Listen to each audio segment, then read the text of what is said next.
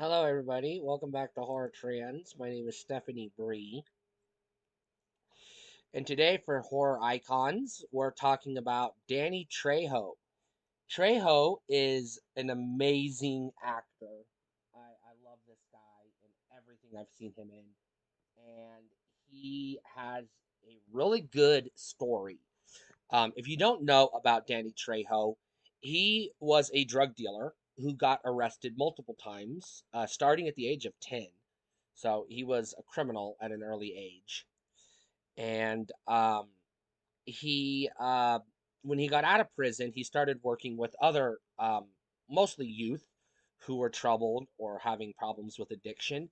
And some of the youth he was working with were extras on film sets, and so he would visit the film sets, to support his teenagers or youth.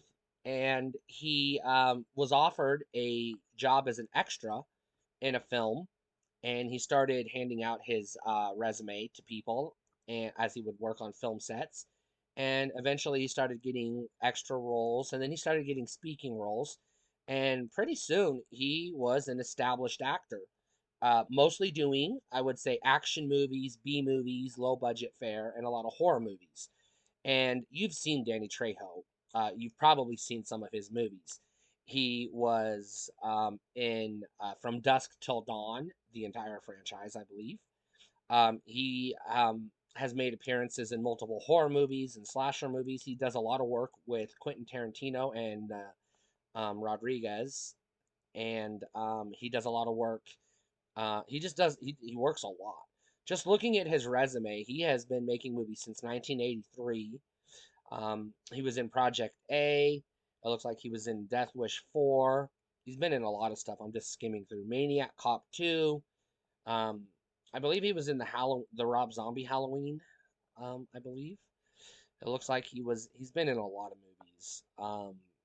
Just trying to pick out some highlights. Desperado, From Dusk Till Dawn, which I've already mentioned. He's in Anaconda. Some other horror movies he was in. The Replacement Killers, From Dusk Till Dawn 2, From Dusk Till Dawn 3. Um, he was in the Spy Kids movies. Um, looks like he was in Triple X. That's another action movie. He's been in a couple of other Spy Kids movies, it looks like. He was in Once Upon a Time in Mexico. Um, it looks like he was in The Crow, Wicked Prayer. I would put that under horror. He was in The Devil's Rejects, which is definitely horror. Um, Snoop Dogg's Hood of Horror. He was in Rob Zombie's Halloween. I thought that was correct. I thought I recognized him from that. It looks like he was in Alone in the Dark 2, a movie called Necessary Evil. Um, The Haunted World of El Super Beasto. That's interesting. I might have to check that out. My cat is coming to say hi. Um, just scrolling through. He was in Predators. That's pretty cool. And then he got a big hit with Machete, which is where a lot of people started to know who he was. Um, House of the Rising Sun, another Spy Kids movie. A movie called Badass. Rise of the Zombies. Death Race 3 Inferno.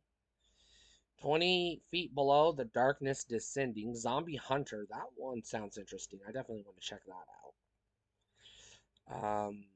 Chavez, Cage of Glory. Machete Kills, another Machete movie. Dead and Tombstone. Looks like a lot of these were direct to DVD or direct to streaming or direct to video. Um, so a lot of low budget fare. He was in a movie called The Burning Dead. And Three-Headed Shark Attack. Now that one is definitely on my list to watch because I liked Two-Headed Shark Attack. That movie was pretty fun. The Good, the Bad, and the Dead. I definitely want to see that. Let's see what else. Storks. All About the Money. He was in Puss in Boots, Trapped in an Epic Tale. That's interesting. Um, Scrolling through. Geez, he's been in a lot of shit. Slasher Party, Granddaddy Daycare, Nine Nice Girls Don't Stay for Breakfast, uh, Madness in the Method, Slayer, the Repentless Killology, Smoke and Mirrors, the story of Tom Savini. That's definitely worth checking out. The SpongeBob movie, Sponge on the Run. He was a character called El Diablo. He's done some American Pie spin-offs, it looks like. Um, Vamp Father, The Legend of La Lorna, The Prey, Legend of Carnoctus. Minions, The Rise of Gru. He was a voice in that. Clerks 3. Oh, cool. I don't remember him from Clerks 3, but I guess I wasn't paying attention. And it looks like the most recent thing he did was Death on the Border in last year, and he's currently working on The Night They Came Home. That's his most recent film. Video on demand, it says. Television, likewise, he's been everywhere. He's been in Baywatch, um, Joe Bob's Drive-In Theater.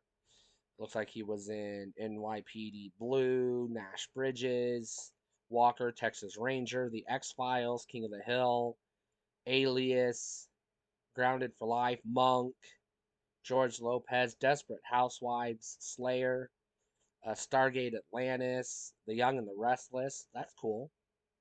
Breaking Bad, Burn Notice, The Good Guys, Modern Family, The Cleveland Show, Bones. Oh, cool.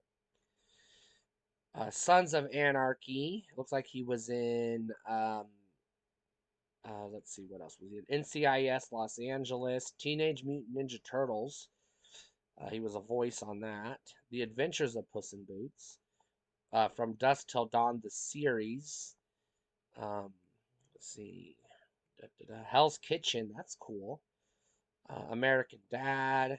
Brooklyn Nine-Nine. The Flash. For 3 episodes. That's cool. What else? Family Guy, of course, everybody's been on Family Guy. Reno 911, LA's Finest, The Connors, that's cool. The Masked Singer, that's cool.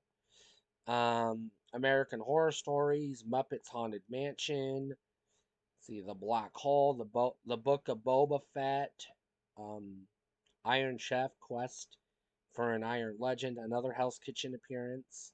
RuPaul's Drag Race, cool. RuPaul's Drag Race Untucked. Looks like he was on um, Hot Wheels Let's Race. He's been in a bajillion commercials, so I'm going to skip that. He's been on some podcasts. He's been a voice in a lot of video games.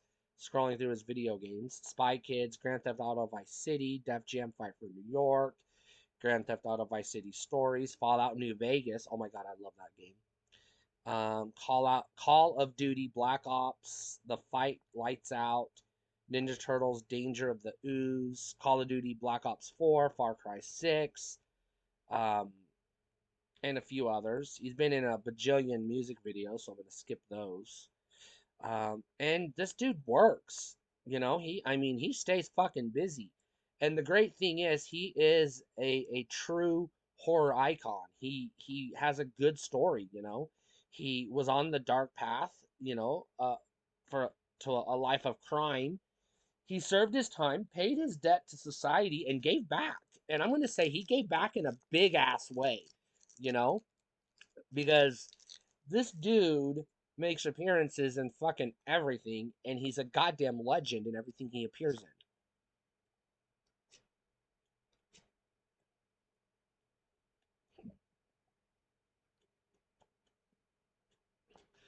So, definitely worthy of our admiration. Danny Trejo, horror icon.